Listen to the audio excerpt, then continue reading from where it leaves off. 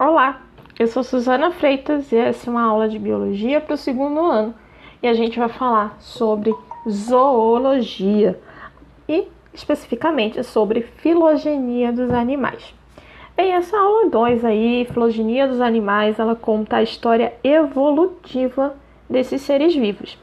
Quando a gente fala de filogenia, a gente está falando dessa história evolutiva de uma espécie, de um táxon, mas é baseado não só em questões morfológicas, de semelhanças, tal é parecido com tal animal é parecido com tal. Não. É também analisado todos os aspectos genéticos e bioquímicos desses animais, identificando o que de fato evoluiu de quê, quem foi que se adaptou de quê, quais foram os ancestrais comuns das espécies.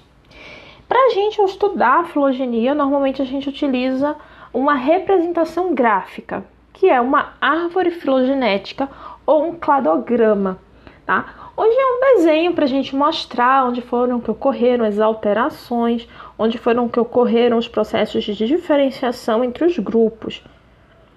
Aqui a gente tem, uma árvore filogenética, no caso aqui um cladograma, como queiram chamar, de todo o reino animal que a gente estuda no ensino médio, tá? No total, o reino animal de verdade, ele tem 35 filos, tá? Então, os metazoários, eles são um total de 35 táxons. Mas a gente só estuda esses daí, certo? Que é um simplificado.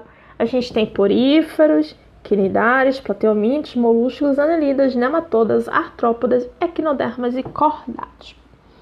Então, a gente vai desvendar um pouquinho disso daqui. Vamos começar aqui com a origem. Quem foi o ancestral comum de todos os animais?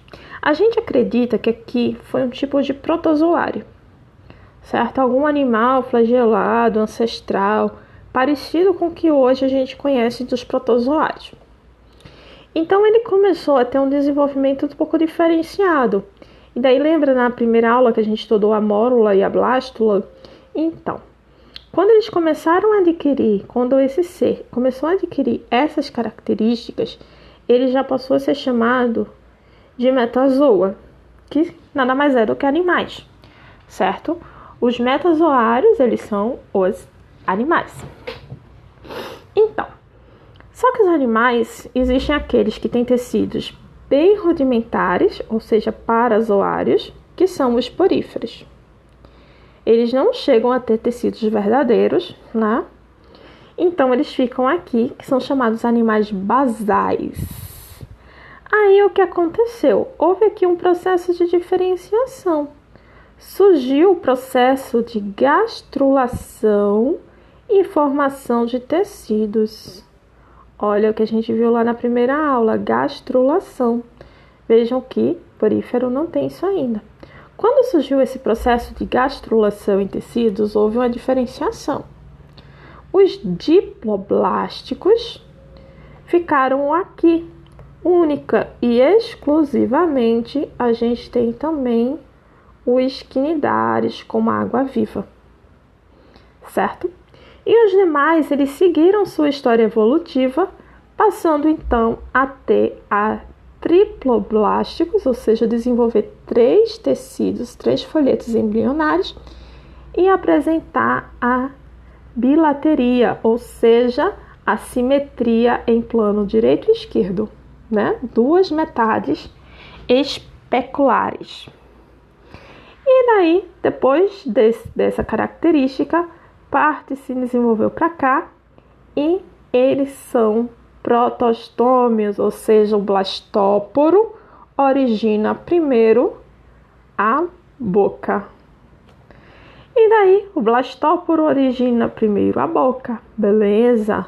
Seguiu uma história evolutiva para cá e, através de semelhanças moleculares, formaram esses grupos. A gente tem os plateumintos, que são acelomados. A gente tem os moluscos, que são com concha e possuem um manto. E nós temos os anelidas, que têm um corpo metamerizado, ou seja, dividido em anéis, em fragmentos. Tá? O corpo dele é formado de várias partes. Os protostômios, que seguiram para cá na sua história evolutiva, eles passaram a apresentar um processo de mudas, ou seja, de trocas de estruturas externas, a equídese. Então aí nós temos os nematóides, que são vermes como a lombriga, que são pseudocelomados, e temos os artrópodas, que possuem exoesqueleto quitinoso e também possuem o processo de metamerização, ou seja, tem o corpo dividido em partes. Aí a gente volta de novo lá para trás, voltou, e aqui como eles desenvolveram, né, a bilateralidade, foram e chegaram a ser deuterostômios. Chegando a ser deuterostômios, eles passaram a ser celomados verdadeiros. Tem aí, ó, o enterocelomados. E daí eles possuem ou assimetria radial, no caso aqui é pentarradial, o corpo dele é dividido em 5 eixos, ou, no caso, a presença da notocorda e uma metameria diferente: cabeça, tórax, abdômen e membros, tá? Que são os cordados. Gente, e aí, o que a gente pode observar? Os animais, eles são monofiléticos. Significa que todos têm um ancestral comum. Ou seja, todos eles descendem de um mesmo organismo ancestral, certo? Eles têm a mesma história evolutiva. E como eles são monofiléticos, eles produzem um único clado, que é o metazoa. Tá? Então, todos os animais são do clado metazoa.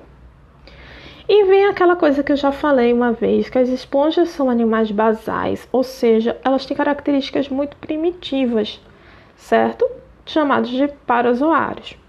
E os eumetazoários, que são todo o resto, né? Isso aqui tudo aqui, ó, é eumetazoário,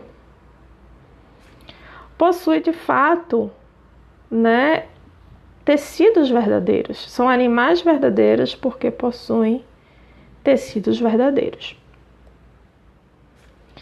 E é isso. Até a próxima aula. Grande beijo.